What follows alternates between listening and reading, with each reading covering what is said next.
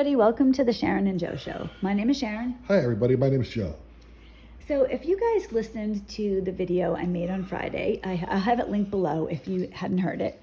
In that video, I talked about an experience that Joe and I had over the last week. Well, really that Joe had, but it began last Saturday when his ex, so the narcissist, showed up at our front door, and that led to a resurgence of your CPTSD symptoms, I guess is a good way to put it. Yeah. Basically, in a nutshell, she was coming to pick up my son, John. He sees her every weekend or every other weekend.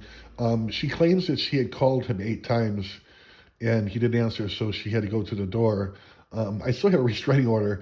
The cool part is I didn't see her. I didn't react.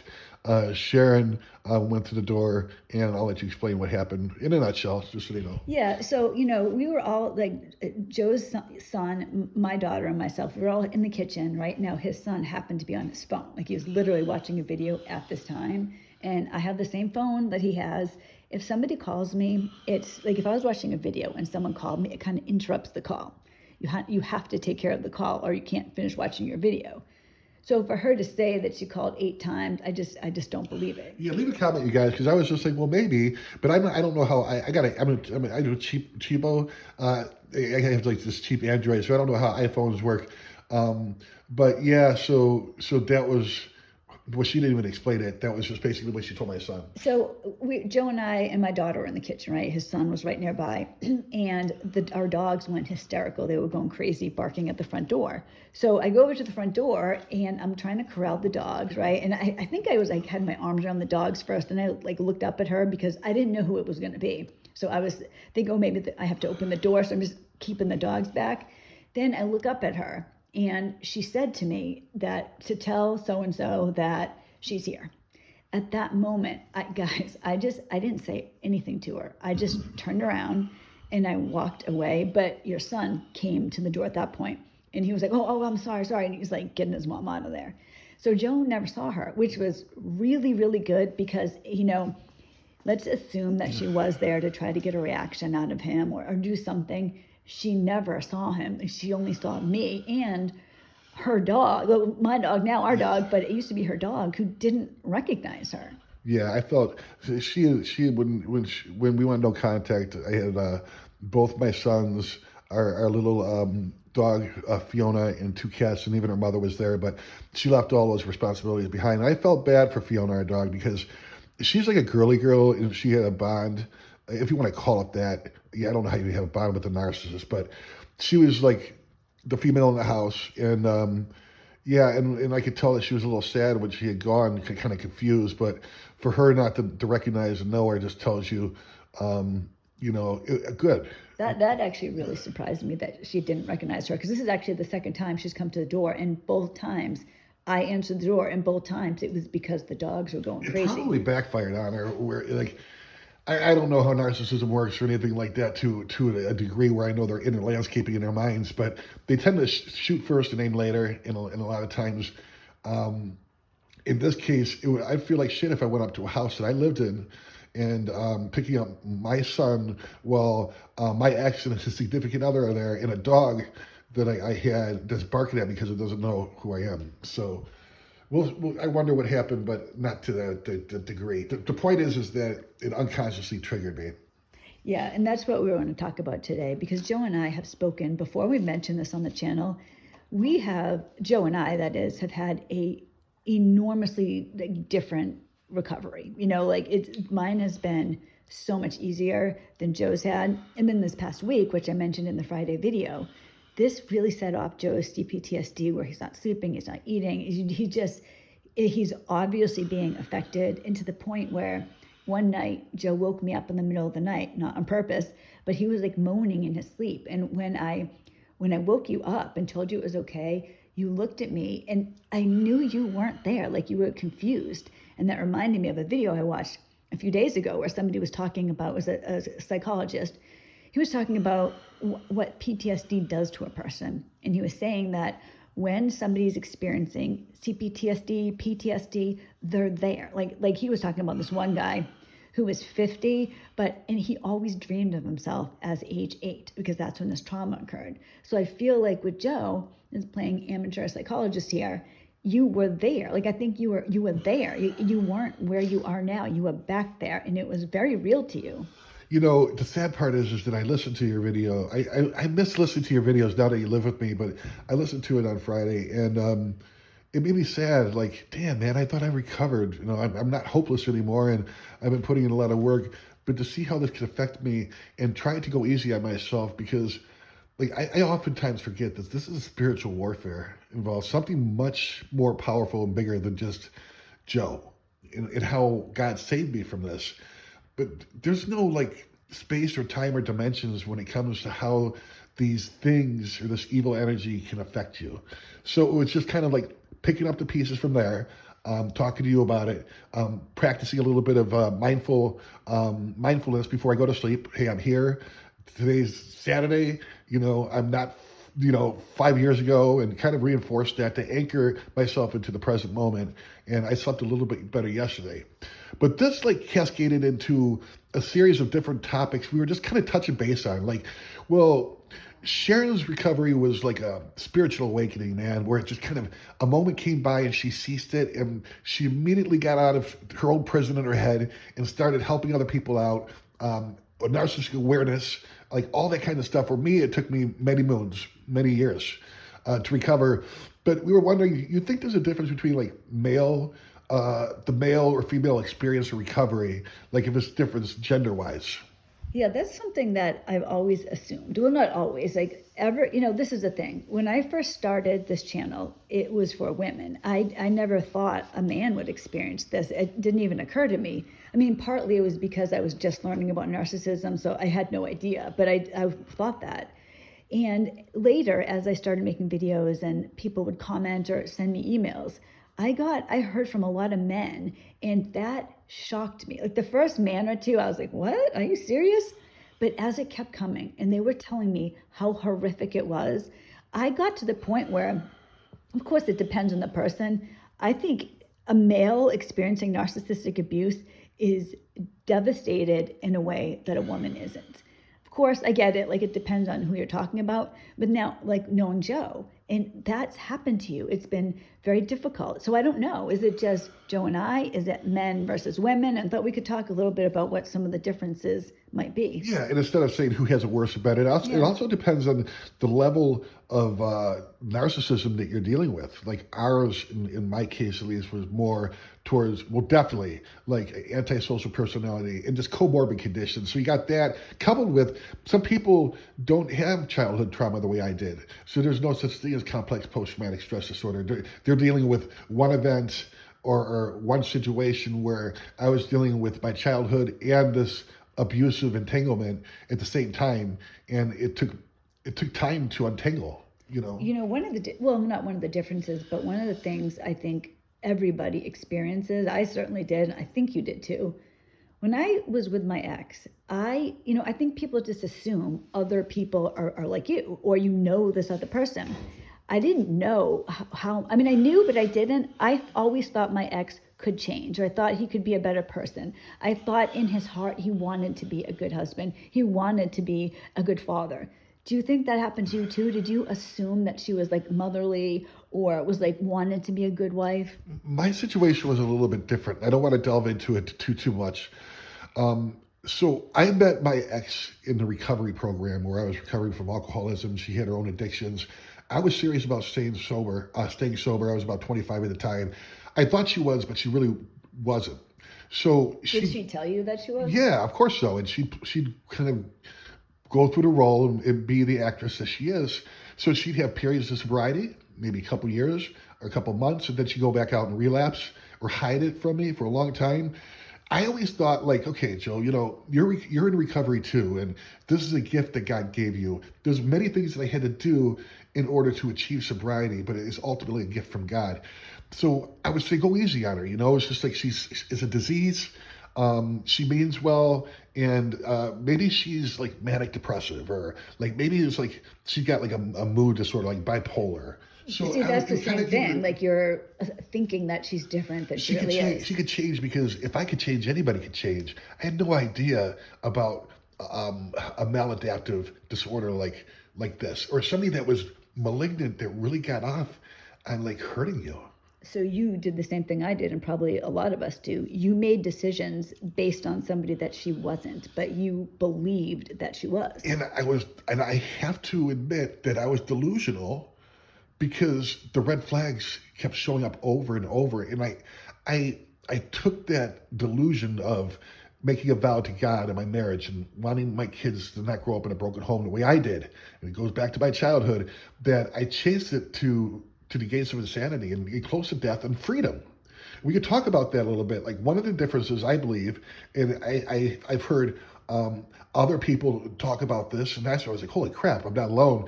With a lot of guys, is that my ex had called the cops on me several times, the police, by simply disagreeing with her, by calling her out on an affair, by calling her name because she was gone for four days and didn't bother coming home. And I was arrested on several occasions. Most of the charges were dropped. One didn't get dropped because I didn't have another $5,000 to pay my attorney to go in front of whatever you call that, so it could be dropped. It was a misdemeanor, disorderly conduct. What did she say after that happened? Did she say that she really felt threatened by you? Yeah, she would. Like, did she maintain that, I guess? Yes. Like there were times where she said that I was maybe not physically abusive, but emotionally and mentally, to the point where I started going to counseling myself. I was like, man, I'm sober. Like I don't want to live this way. And I thought I was like, she always said you're a good provider, but other than that, and it just started whittling away my self-esteem.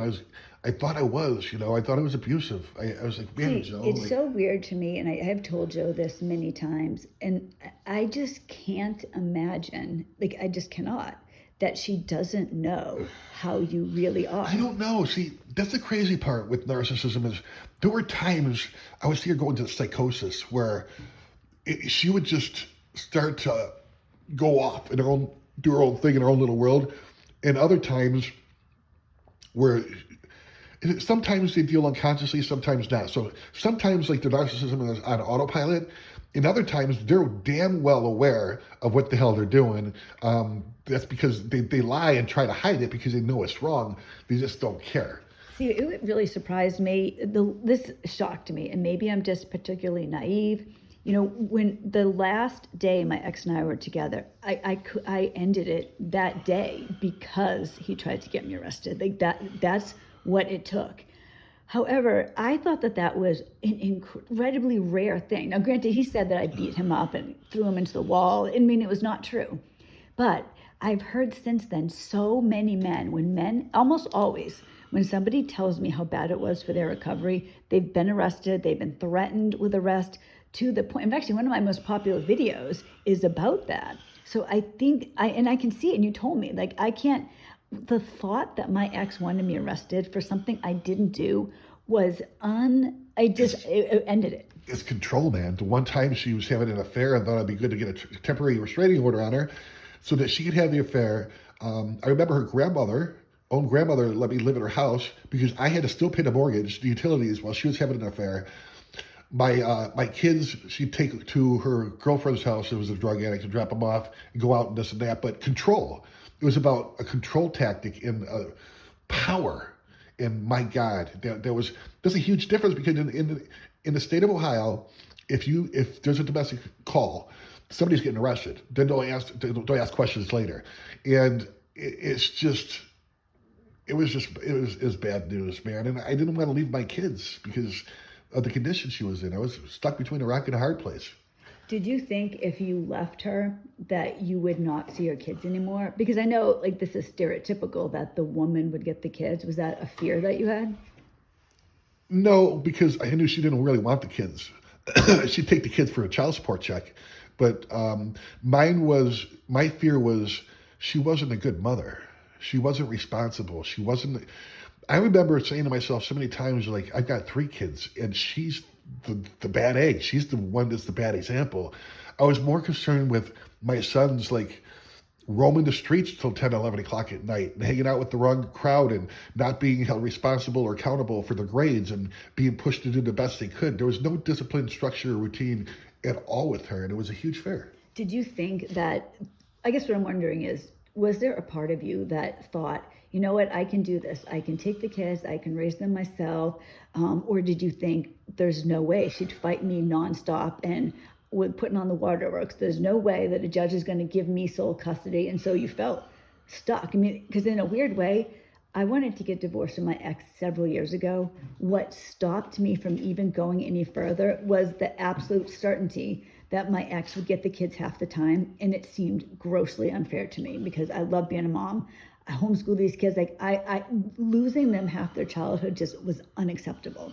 What about you? There was a point about 20 years ago or so where I had temporary custody of my kids. It was the last court date where I could get full custody. And she was in treatment center for like 3 or 4 months. She was the actress. I was the codependent sucker. And I dropped it so that we come together and be this happily ever after kind of family. So there was a point where I was ready to do that. What about the last couple of years, though? I was more concerned with her. Well, Ohio is a mother state, so basically, like, unless she does something really crazy and it's on record, she's going to have custody of those children. That's what I was wondering, if that was what kept you there. I don't know this time because they're a little bit older. Like now, my son's 18, my other one's 21, so they're adults. Although they're still my kids, and they got some grown But up. they were both underage when you guys split up. Yeah, but it wasn't much time. It was going to be a year left or something like that, too. Whatever the case was, mine was. I busted my ass. Like I came from like a lower class neighborhood and moved to a higher upper end neighborhood to get my kids in this to school system. I owned a business. I worked 80 hours a week. I bought a home, and it's something that I want to give my children. And I knew that if we're going to get divorced, at least half of it, if not more, including alimony, would be given to her, and that she was irresponsible. They would have nothing. And so did you basically feel, I'm not trying to put words in your mouth, but this is what I'm gathering from this, unless she died, you were stuck? There was 2 alternatives. Either she was going to die or I was going to die. When I went no contact over 2 years ago, I knew that if she was going to come back to the house, one of us was going to be dead. Do you think do you think that it's harder? Let me just ask you this. Do you think it's harder for a single dad? Because when you guys split up, you essentially were a single dad. So as we're talking about recovery issues, or not issues, but getting over things, being a single mom for me did not impede my healing at all. Did it for you? When I went no contact, we did a court-drawn, like it's called a disillusionment, where I gave her a lump sum of money, and I got what I got, and she got what she got. It was the last of my money, my savings for my kids. And I signed the papers, and here you go. It was, from that point, I felt the freedom. It was like, holy crap, like we're broke. I got 2 kids, 2 cats, a dog, and a mother living with me. And I was scared, but I felt like a new freedom. The thing that scared me is that she reneged on that. And we had to go through the whole court process again. Now, I got no money, nothing. Have to get a lawyer. She stole our car. Like, there's a car that, according to the records, it was supposed to be mine. I don't have a car. I'm driving my bike back and forth to work. The electric goes off because she just, the electric went on. She changed electric or something like that. The electric goes off for a day. When she was stealing from me while she was away, she found a way to get into my bank account. The police said, "I'm sorry, sir, this is a civil matter. It's technically, like, she could take the car, she doesn't get arrested. And it's, both your names were on that account." So that was when you started having the issue with recovery, not so much when you left, but when she basically came back, not to live with you, but she came back and started terrorizing you. Yeah, and I'm trying to keep my head above water. I'm hypervigilant, and anxiety and fear and stress every single minute started creeping in when she came back in, threatening to call the police again. Like, the police, so many times they looked at her. She was 5'2". Like she's an award-winning actress. Have a little bit of tears in her eyes. Never touched. They look at a 6'2" football player, and guess who's going to jail? I definitely, I know this from not just you, from other people, that's a real issue with men. I guess what I'm trying to really get down to is there a difference? Why do you think, or even why is there a difference between you and I, do you think? We have had a vastly different recovery. And just from me hearing from lots of men, it seems that men have a harder time. And I wonder, do they really? Or is it just you and me? You know, it does... it's nothing's black and white. Yeah. You know, it depends on the level of narcissism your ex was compared to mine, our personalities. You know, I'm a recovering alcoholic, so thank God I got sober through this whole ordeal. It I was dealing with childhood trauma from my past. When my mother took her own life, my father had left me and my brother. Um, there was many things going on at one time, and finally the delusion was smashed that we're going to be just happy family. But I'm not like I don't have a motherly instinct. I guess I got a fatherly instinct. Like I love my kids and I'll do anything I can for them. But for me, when she started like when I signed that disillusionment, I thought it was over, and it wasn't. That's when a nightmare happened. I mean, she was still stealing from me and taking from me while I was taking care of our kids. I never got a dime for the last 3 years from her. Nothing. It was taken from my bank account. It was horrible. Like that's when it started to kick in. Like it's never going to be over. And I thought I ruined my kid's life. I said I should have never signed that and this and that and blah blah blah. They lost anything that they'll ever have because they don't have any family. So I don't know. It's a good question to ask. I would think, excuse me, I would think that a single parent, regardless if you're male or female, it would be a little bit more difficult to recover than a single person. They had no kids. Like, I was dealing with most of my time was making sure everybody else was okay. I came last.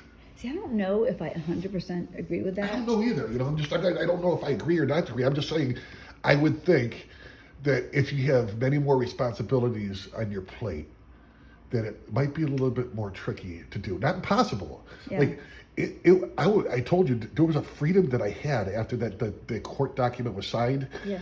It's when she started coming back into my life and taking more from me, and my kids didn't understand. You know what I mean? They knew, they see what had happened, but they were still their mother, and I felt alone, like there was no loyalty to me while I was trying to keep food on the table. Do you think that affected, like just feeling bitter like that affected your recovery? It hurt. It did, if I'm being honest with you. I don't think it got to the point of a resentment. Yeah. Because I was able to look at all angles of it. But like, see, when my father left my mom when I was younger and he had an affair, he was done. And it wasn't until I got sober that I got with him and made my own amends for being a crappy kid, I guess. And like, he apologized to me and we squashed it. But I was loyal to my mom, even though she was a narcissist and was an alcoholic and said and did many things to me. It was she tried to do the best she could. This actually makes a lot of sense to me. I get this because I think you had, here I am playing amateur Dr. Sharon here. If you were trying to get the recovery, and just so you know, like Joe's a great dad, like he's awesome.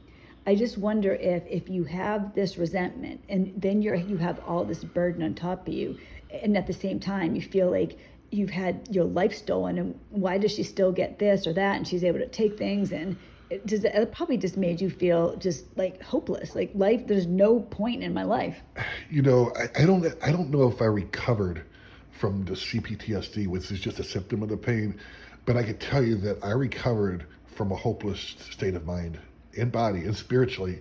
I'm no longer hopeless, and I don't know how or when that happened. It just took a very long time. I had to allow all this garbage to entangle in my brain, and God helped me do that. I looked at my part, tried to say, what can I change about me? Why did I allow this to happen for 20 years? It's okay, Joe, forgive yourself, and just try to forgive other people. It just took time. It didn't happen like a click of a button. It can for some people. I'm just wondering, do you think that, because when you were with her, you wanted to have like a family, right? You wanted to have this happy family. Like, yeah, I get that. I wanted that too. We kind of have that now. Do you think that aided in your recovery? Us? Yeah. Like you and I? Well, you and I and the kids, like we have a family. Oh, absolutely. Not you and I particularly, but just there's the family now. There's the family unit. Yeah. There's a routine now. There's meals. There's peace. Like anytime that she's around, man, it's just the spiritual component, the evil behind that. It's just there's no peace. It's just insanity and drama and just anything went with her. I always knew nothing is shocking with her. Nothing at all would ever be shocking to me. When we met a couple of years ago, it was about the time where I was like finished up in a way, like taking a look at myself, the shadow work, my instincts, my delusion, bringing things to the light, working on myself that I didn't want to be meeting anybody else. It wasn't because I got burned. It was like, I'm too busy being a single dad and trying to take care of myself health wise and financial wise and spiritual wise.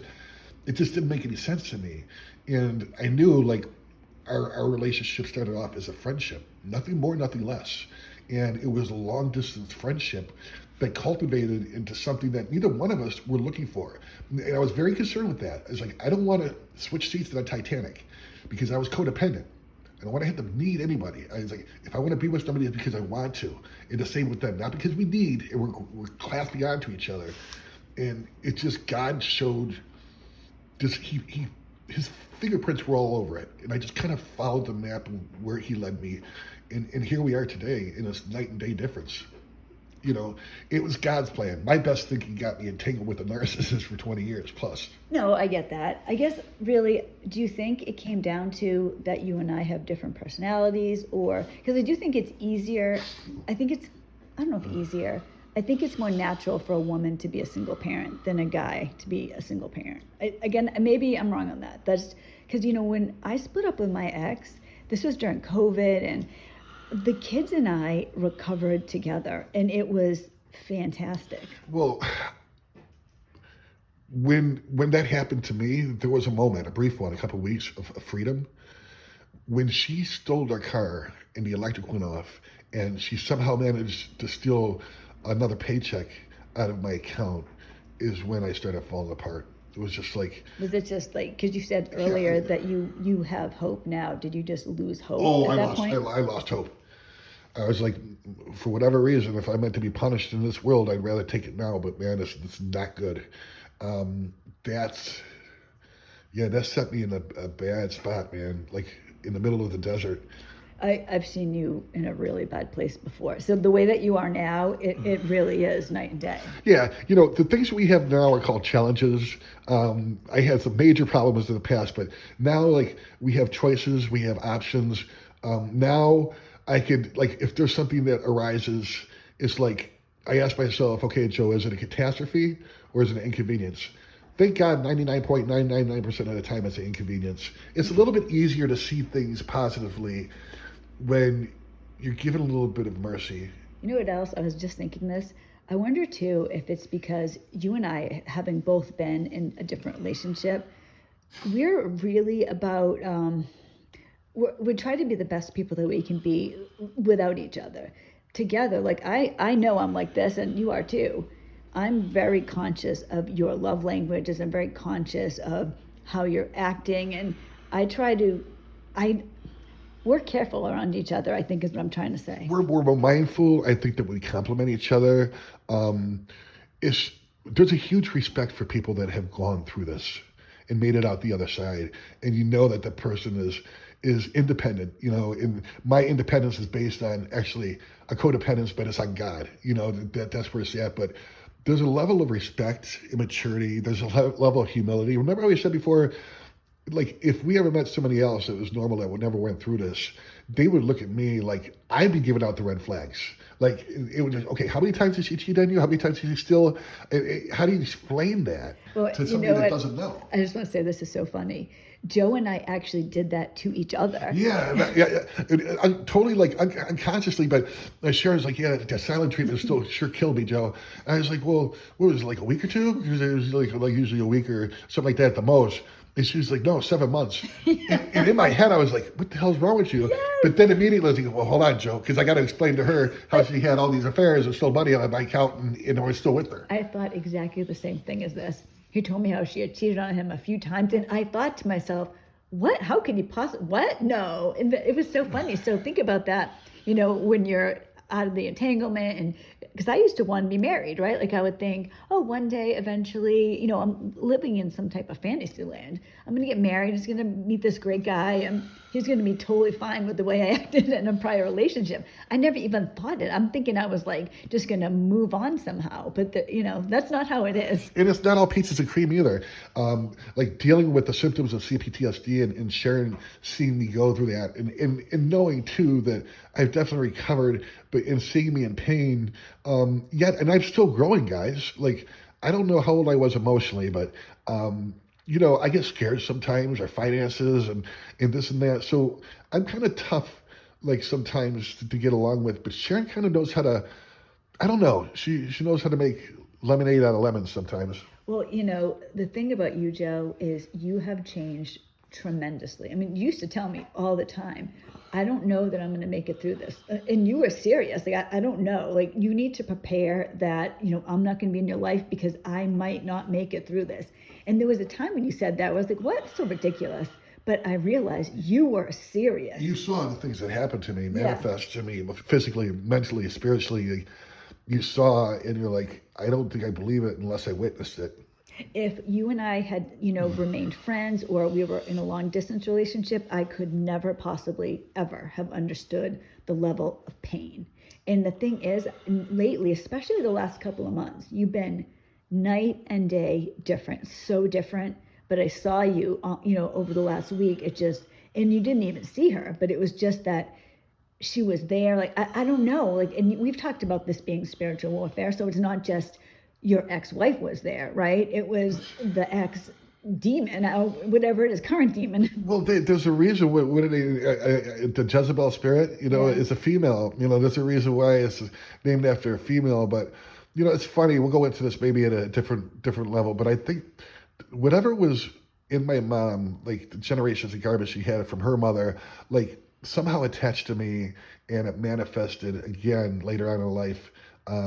Through this narcissist. You know what? The video is getting long, so I want to kind of wrap it up. But when you just said that, we should talk about that next week or soon, because a similar thing, the way things that happened in my family, not that I think it was connected to my ex, but I feel like there's almost like a spiritual curse or things happen. And I see that, like with the things that you told me and what happened, it does seem like there really is a spiritual component from prior generations. Yeah, it's much bigger than myself, which is why it just wasn't like a marriage that didn't work out. No, it was much bigger than that, and much bigger than one narcissist. Yeah. And that's why, for me, in my experience, and I think anybody's experience that went through what I did, is you need God, because these spiritual aspects, you call them demons, you call it evil force, whatever, are much stronger than just Joe. And I needed a power that was much stronger than myself to save me from the insanity that I lived. Oh, God, I agree with that 100%. So when we talk about that next week or soon, good. Spiritual, not just a spiritual connection, but literally, a demon of sorts following, and especially your family. I'll be interested in the comments of that too. Like if people kind of, they kind of got that same perspective of like, yeah, this is what happened to me when I was younger. And I can see that it worked through like the narcissism manifested later on in life. This evil is like cutting and it's baffling. You know what the other thing is? And like, we'll talk about this then. Both of us can see it affecting your younger son. Like yes. There's literally something we that's can talk about present. That too. Yeah. And we'll talk about we'll bring back like the times that the Sharon would hear her ex like speak in a different voice, or I'll freak you guys out and tell you how many nights I was asleep and I'd wake up and my ex, her arms would like slowly lift up towards the ceiling while she was lying on her back. Like that'll be interesting. Yeah, and none of this really connected the dots until later on. Yes, I agree. So stay tuned for next week. But for today, do you think that there's a difference? I don't know if we really figured it out, but is there a difference between men and women's recovery? Or is it maybe just me and Joe? Or maybe it depends on the person? Or a single person and maybe a person, a single parent, and, differentiate between the recovery and the experience while you're in it too. But yeah, we'd love to hear what you guys have to say. So thank you for listening, you guys. Now Joe and I are going to do, I don't know what else we're going to do, something wild and exciting. What do you think? Oh gosh, what are we going to do? What do you want to do? Read? We can read. We got to read the Bible. We don't need people to know how we really are. We're going to go clubbing or something. Yeah. And we're going to get in bed with our lap dogs is what we're going to do. Yeah. So thank you guys. I will see you on Wednesday, and I hope you have a great week. Bye.